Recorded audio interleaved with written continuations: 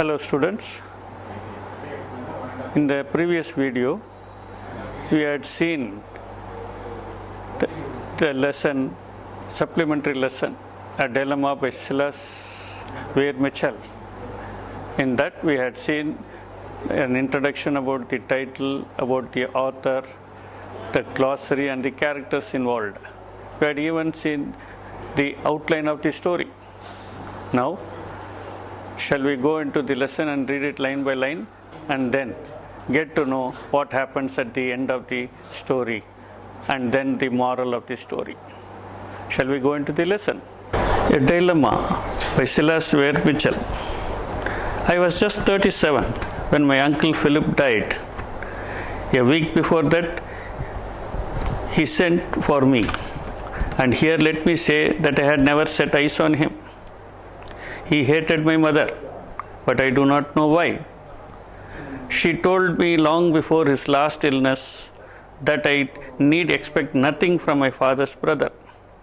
He was an inventor, an able and ingenious mechanical engineer, and had much money by his improvement in turbine wheels.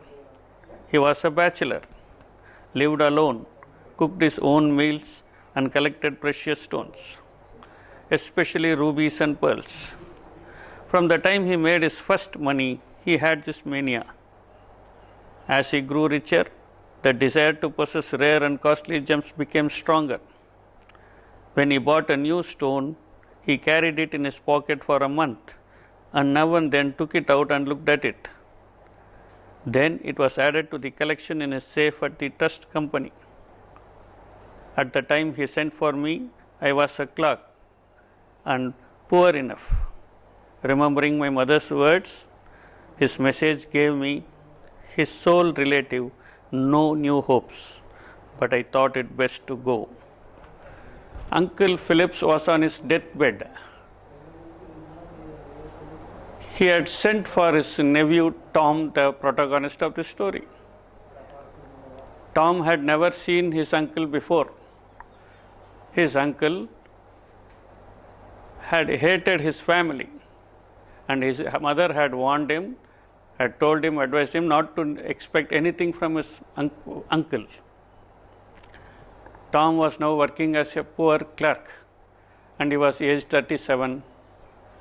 His uncle had said the message. In his message, he had put the word, my sole relative. That word never gave any new hopes to Tom as he remembered his mother's words. But still, he went to meet his uncle. His uncle was a mechanical engineer, an able, ingenious mechanical engineer who made a lot of money by bringing improvement in turbine wheels. He was a bachelor who lived alone, cooked his own meals, and had a mania for collecting precious stones. When he made his first money, he bought some precious stones, and as he grew richer, this mania became stronger, and he began to buy more and more precious stones. Uncle Philip, whenever he bought a new stone, he had the habit of keeping it in his pocket for a month, and now and then he took it out and looked at it, and then after a month he would keep it in a safe of the trust company. When I sat down by his bedside, he began with a malicious grin. I suppose you think me queer. I will explain. What he said was certainly queer enough. I have been living on an annuity into which I put my fortune. In other words, I have been, as to money concentric half of my life to enable me to be as eccentric as I please the rest of it. Now I repent of my wickedness to you all and desire to live in the memory of at least one of my family. You think I am poor and have only my annuity. You will be profitably surprised. I have never parted with my precious stones. They will be yours. You are my sole heir. I shall carry with me to the other world the satisfaction of making one man happy. No doubt you have always had expectations. and I desire that you should continue to expect. My jewels are in my safe. There is nothing else left. When Tom goes and sits by the bedside of his uncle, the uncle gives out a malicious grin and tells him not to think him to be a queer man. He accepts that he had been wicked to them. He wants to repent for his wickedness. He tells that he had been running for half of his life. He was money concentric, to be as eccentric as he pleased for the rest of his life. But having realized his folly, he wants to repent of his wickedness and he has a desire, he wants to be remembered by at least one of his family. He tells Tom that he not only had lived on his annuity but also possessed precious stones which he had kept safely.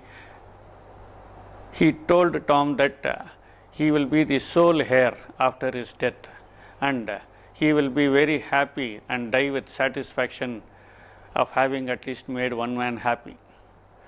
He told Tom that the jewels was his, and that he can at least have a peaceful death so that he could remain in the minds of his family.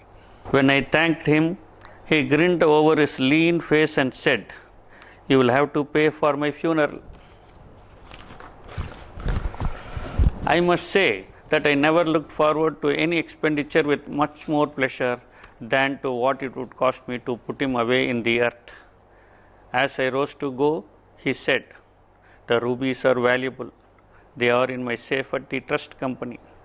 Before you unlock the box, be very careful to read a letter which lies on top of it, and be sure not to shake the box." I thought this odd. Don't come back. It won't hasten things. As Tom thanked his uncle for making him the sole heir, and he was got up to leave, his uncle told him that he had a condition for him, that he should pay for his funeral. Tom at the most was very delighted to look for any such expenditure he had to do that would put him away on the earth. Tom agreed to do that. The uncle further told him, as he wanted to go, as he rose to go, he told him that the jewels were very safe in its trust company, and as he opened it, he should be very careful to read a letter that lies on top of the safe. He also reminded him a word of caution that he should not shake the box. That seemed very odd to Tom. He couldn't understand why, but yet he agreed and left his uncle. But as he was going, the uncle told him not to come back, as it won't hasten anything. He died that way next week and was handsomely buried. The day after his will was found, leaving me his heir, I opened his safe and found in it nothing but an iron box, evidently of his own making. For he was a skilled worksman and very ingenious. The box was very heavy and strong, about 10 inches long, 8 inches wide, and 10 inches high. He died that week. Later that week, he died. His uncle died, and he was handsomely buried, as said by Tom. A day after his death, his will was found, leaving Tom the heir. This enabled Tom to go to the trust company and open the safe. And when he opened the safe, inside it he found nothing but an iron box. An iron box which was very heavy and strong, made by the uncle, because evidently it was of his own making, because it was very heavy and strong. And also his uncle was an able, skilled worksman, very ingenious person who could make a box of his own. After there was a letter on top of the box along with a key. Now Tom opened the letter and began to read it. On it lay a letter to me. It ran thus: "Dear Tom, This box contains a very large number of very fine pigeon blood rubies and a fair layer of diamonds. One is blue, a beauty. There are hundreds of pearls. One, the famous green pearl, and a necklace of blue pearls for which any woman would sell her soul or her affections. I thought of Susan. I wish you to continue to have expectations and continuously to remember your dear uncle. And I would have left these stones to some charity. But I hate the poor as much as I hate your mother's son. Yes, rather more. The box contains an interesting mechanism which will act with certainty as you unlock it and explode 10 ounces of my improved supersensitive dynamite. No, to be accurate, there are only 9.5 ounces. Doubt me and open it, and you will be blown to atoms. Believe me, and you will continue to nourish expectations which will never be fulfilled. As a considerate man, I counsel extreme care in handling the box. Don't forget your affectionate uncle. Now Tom began to read the letter.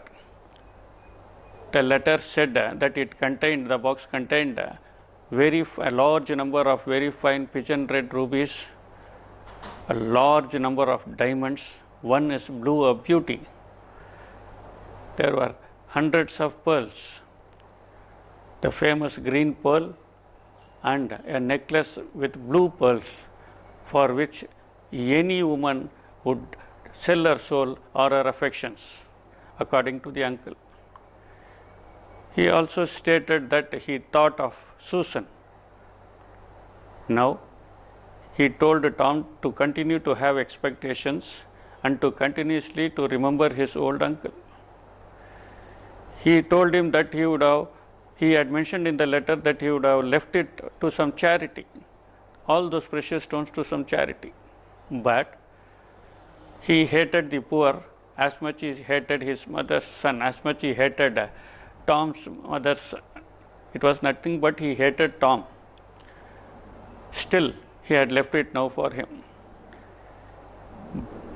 The box, he said, had contained an interesting mechanism which will certainly act as he unlocked it.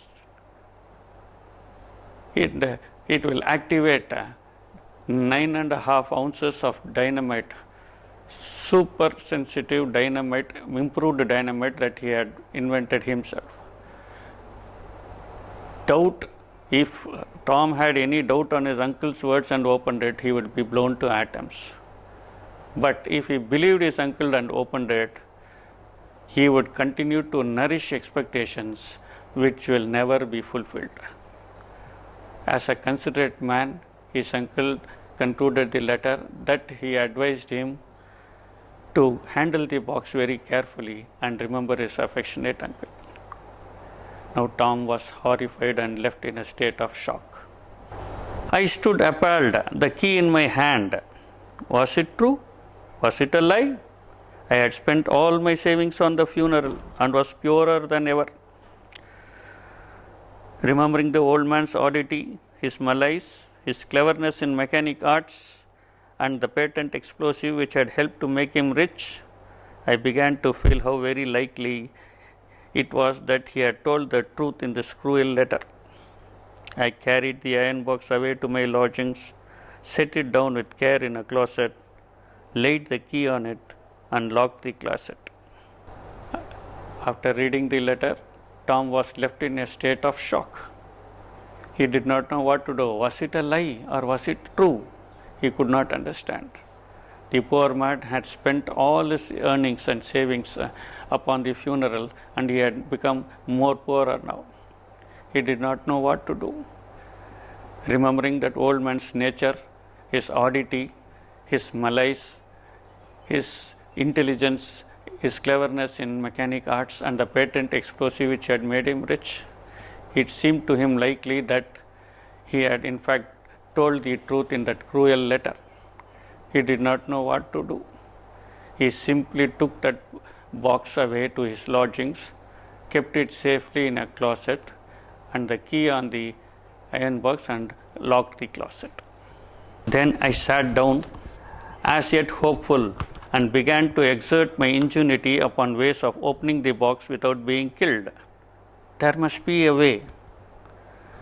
After a week of vain thinking, I bethought me one day that it would be easy to explode the box by unlocking it at a safe distance, and I arranged a plan with wires which seemed as if it would answer.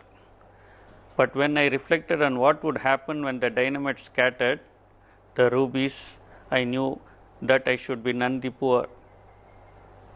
I should be none the richer. For hours at a time, I sat looking at that box and handling the key. At last, I hung the key on my watch guard, and then it occurred to me it might be lost or stolen. Dreading this, I hid it, fearful that someone might use it to open the box. This state of mind, doubt and fear, lasted for weeks until I became nervous and began to dread that some accident might happen to that box. A burglar might come and boldly carry it away and force it open and find it was a wicked fraud of my uncle's. Even the rumble and vibration caused by the heavy vans in the street became at last a terror. Worst of all, my salary was reduced, and I saw that marriage was out of question. Now, Tom took the box to his lodgings. He kept it in the closet and sat down beside it, having the key in his hand, thinking upon the ways of opening the box without being killed. He thought that there must be some way of opening it. After a week of vainless thinking, he came upon the idea of opening the box from a safe distance with the help of a wire. And even if it explodes, nothing would happen to him. But when it reflected on the thought, if the dynamite exploded, what would happen to the diamonds, rubies and pearls inside? They would be blown to pieces, and he would become very poor. This thought again stopped him from doing that. Weeks passed, and he became more and more fearful and scary. He did not know what to do. He hung the key on the watch guard, but still he could not bear it. He thought someone might steal it, or it might be lost.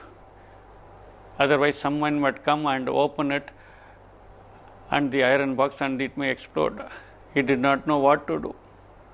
The fear, that sense of fear and dread was instilled fully in his mind.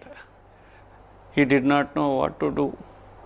He also thought that any burglar might come inside his house and carry it off and open it, and then he might find out the fraud of his wicked uncles.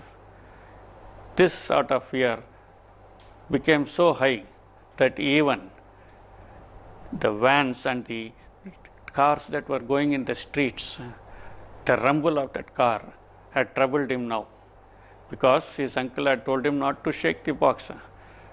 And the rumble caused by the moving traffic outside the house also made him fear. Moreover, now, unfortunately for him, his salary was reduced, and his marriage to Susan, to whom he had been engaged, was out of question. In my despair, I consulted Professor Clinch about my dilemma and asked for some safe way of getting at the rubies. He said that if my uncle had not lied, there was none that would not ruin the stones, especially the pearls, but that it was a silly tale and altogether incredible. I offered him the biggest ruby if he wished to test his opinion. He did not desire to do so. Dr. Scaff, my uncle's doctor, believed the old man's letter and added a word of caution, which was entirely useless, for by this time I was afraid to be in the room with the terrible box.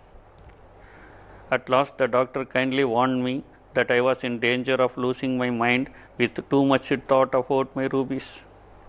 In fact, I did nothing else but contrive wild plans to get at them safely. I spent all my spare hours at some of the great libraries reading about dynamites. Now Tom was in a state of despair and he approached his friend Professor Clinch for help as to how to open the box and to get at the rubies. After hearing his story, Professor Clinch told him that it was a silly tale. It was a silly tale and an incredible tale. And if his uncle had not lied, there was none that would not ruin the stones, especially the pearls. When he said this, Tom offered him the biggest ruby to test his opinion. But Professor Clinch declined the offer and said he was not willing to do so. Then Dr. Scaff, his uncle's family doctor, he also he believed that what uncle had written was true.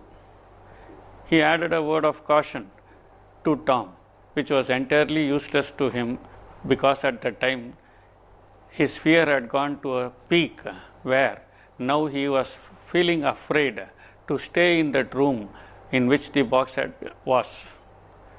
He did not know again what to do. The doctor kindly warned him to stop thinking about those stones and precious stones and rubies and pearls. He told him that he was losing his mind and to stop thinking about those gems and precious stones. In fact, Tom was always thinking about it all the time. He was contriving wild plans to get at the gems. So, he now thought of going to the libraries and went to one of the great libraries in his spare hours and started reading about dynamites. Indeed, I talked of it until the library attendants, believing me a lunatic or a dynamite fiend, declined to humor me and spoke to the police. I suspect that for a while I was shadowed as a suspicious and possibly criminal character. I gave up the libraries and, becoming more and more fearful, set my precious box on a down pillow for fear of its being shaken, for at this time even the absurd possibility of its being disturbed by an earthquake troubled me. I tried to calculate the amount of shape needed to explode my box. Indeed, talking of it, he went to the library and talked much about it, wherein the attendants of the library, they suspected him. They thought him to be a lunatic and then a dynamite fiend. So that they spoke to the police. They declined to humor him.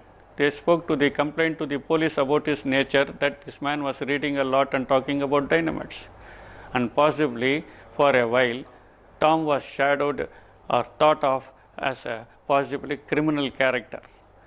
Because of this, Tom stopped going to the libraries. Now, what was he to do? What was he to do?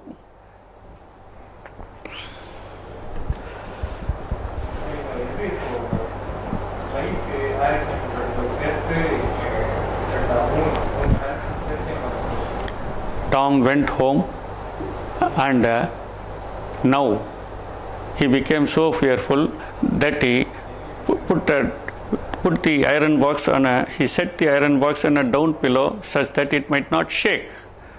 He thought any shake would cause it to explode.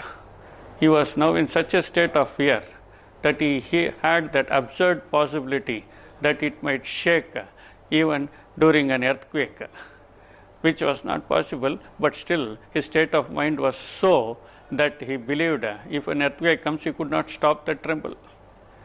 He even tried to calculate the amount of shake required to make the box explode. Such was his pathetic condition. The old doctor, when I saw him again, begged me to give up all thought of the matter, and as I felt how completely I was the slave of one despotic idea, I tried to take the good advice thus given me. The old doctor once again, when he met Tom, he advised him again not to think about that matter at all. He advised him to stop completely thinking about that iron box.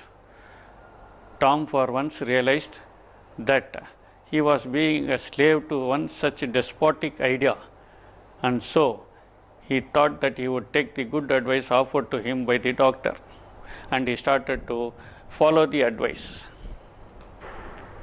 Unhappily, I found soon after, between the leaves of my uncle's Bible, a numbered list of the stones with their cost and much beside. It was dated 2 years before my uncle's death. Many of the stones were well known, and their enormous value amazed me. Several of the rubies were described with care, and curious histories on them were given in detail. One was said to be the famous sunset ruby, which had belonged to the Empress Queen Maria Theresa. One was called the blood ruby, not as explained because of the color, but on the account of the murders it had occasioned. Now, as I read, it seemed again to threaten death. The pearls were described with care as an unequalled collection. Concerning 2 of them, my uncle had written what I might call biographies, for indeed they seem to have done much evil and some good. One, a black pearl, was mentioned in an old bill of sale as she, which seemed queer to me. Now, following the doctor's advice, Tom stopped thinking about it. But unfortunately for him, one day as he was going through the leaves of his uncle's Bible, he found a note containing a list of stones that were in the box. The list contained the cost of the stones as well and the further details about them. Again, he aroused his curiosity. Many of the stones that he found in the list were well known, and their value amazed him.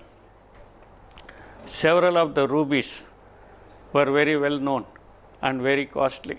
They were very nicely described by their uncle, and curious histories on them were given in detail. One was the sunset ruby, which actually had belonged to the Empress Maria Theresa. Then there was the blood red ruby. This was named not so because of the color, but because of the murders that it had occasioned. Now, as he was reading it, Tom felt that it was again threatening death. The number of pearls were also described with care as an unequalled collection. Concerning 2 of them, as what his uncle had written, Tom would call them as biographies, for indeed they had brought much evil and some good. One was mentioned as, one black pearl was mentioned as she in an old bill of sale. This seemed very cure to Tom. It was maddening. Here, guarded by a vision of sudden death, was wealth beyond the dreams of avarice. I am not a clever or ingenious man. I know little beyond how to keep a ledger, and so I was and am no doubt absurd about many of my notions as to how to solve this riddle. At one time, I thought of finding a man who could take the risk of unlocking the box, but what right had I to subject anyone else to the trial I dare not face? I could easily drop the box from a height somewhere, and if it did not explode, could then safely unlock it. But if it did blow up, when it fell, goodbye to my rubies. Mine indeed, I was rich, and I was not. It was really maddening for Tom now. All the values and the cost of the stones were known to him. They were so precious. Now he was again aroused by that curiosity.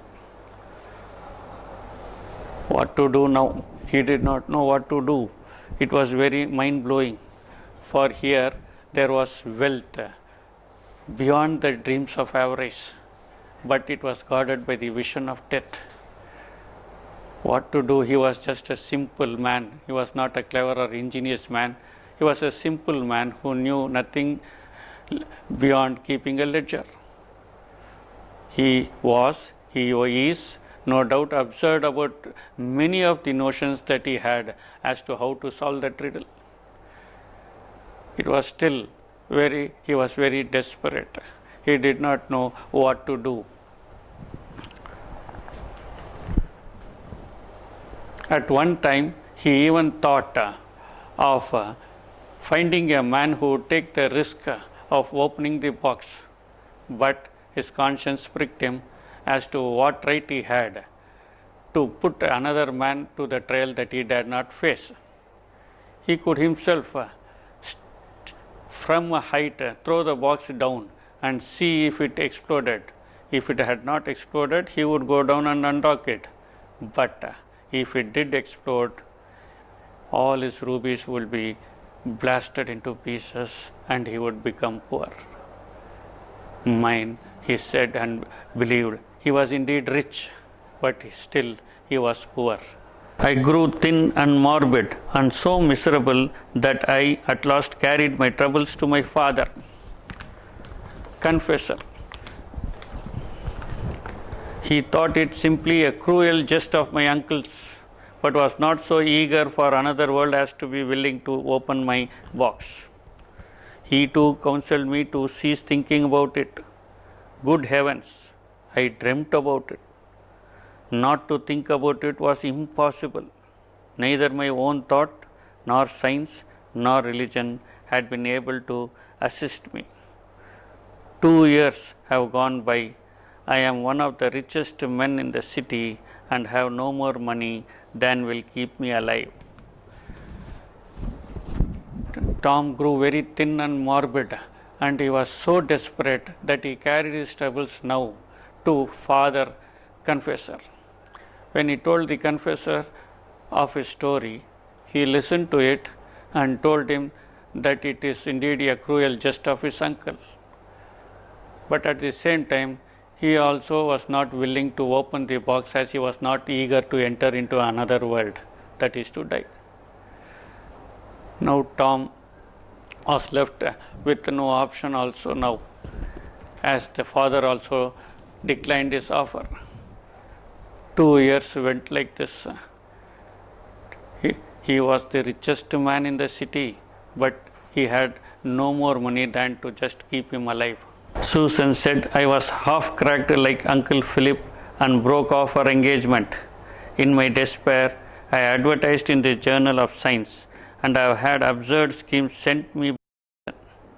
At last, as I talked too much about it, the thing became so well known that when I put the horror in a safe in a bank, I was promptly decided to withdraw it. I was in constant fear of burglars, and my landlady gave me notice to leave, because no one would stay in the house with that box. I am now advised to print my story and await advice from the ingenuity of the American mind. Susan said and believed that Tom had become half cracked like his Uncle Philip. She broke off her engagement with him.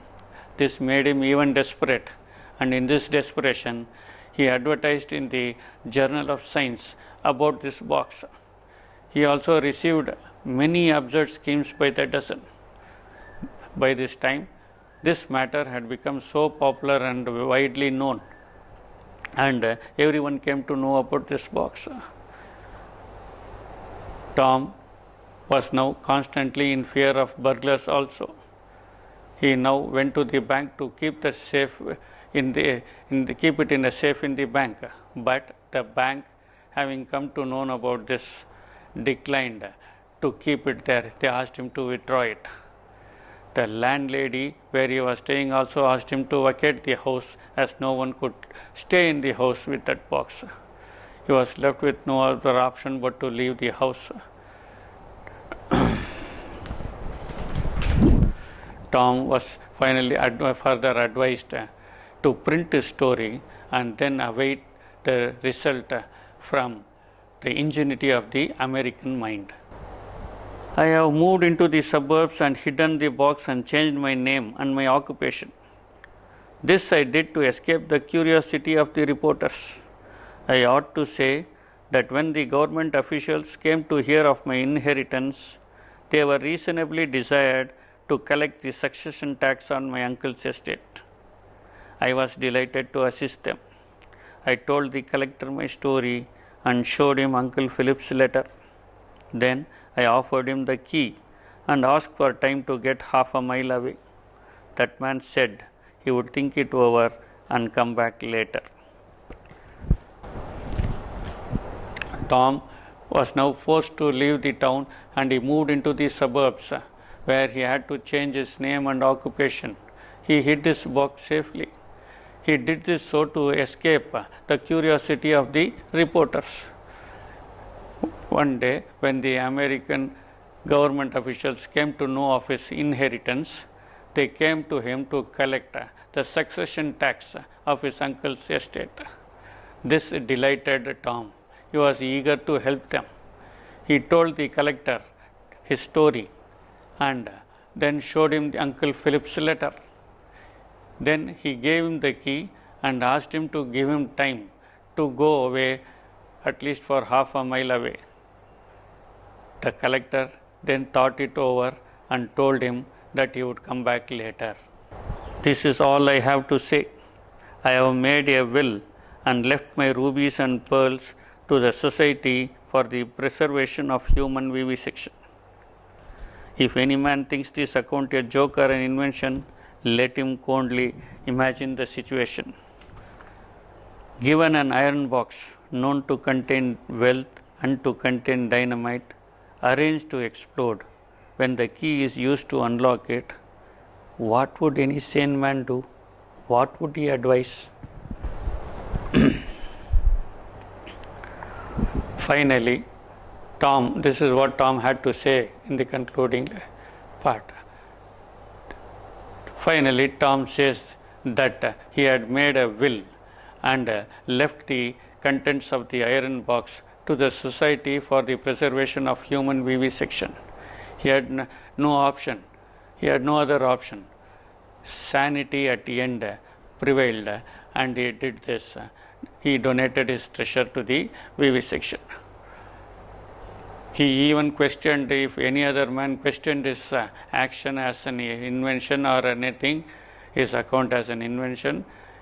One should coldly imagine himself in his place and think what he would have done.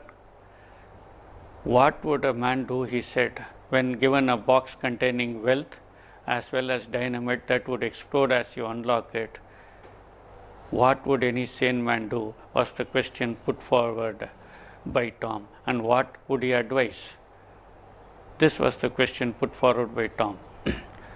Thus, we can see the story ends in sanity where wisdom prevails and Tom finally gives up the idea of the box and donates it to the vivisection. This concludes the story. Students, thus after the reading of this lesson, we come to know that this story clearly depicts how the protagonist Tom undergoes a mental turmoil that originates because of human curiosity and shows how it leads to a series of incidents that are making a person mentally unstable and causing much anxiety to them. Though the story is entirely internal, it results in a huge dilemma of self-doubt, reluctance, and anxiety. It leaves the character Tom, the protagonist, to contemplate whether to open the box or not. And finally, sanity sets in, as wisdom sets in. He donates the treasure to the vivisection at the end, which was the wisest thing to do. From this lesson, the moral that we have learnt is that we should never blend ingenuity and cruelty in generosity. At the same time, we also learn that we should never build or desire others' fortunes, build expectations or desire others' fortunes.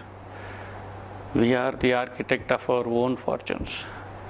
If we are going to be attached to something very closely, such close attachments will lead to expectations, and such expectations can always end in disappointments.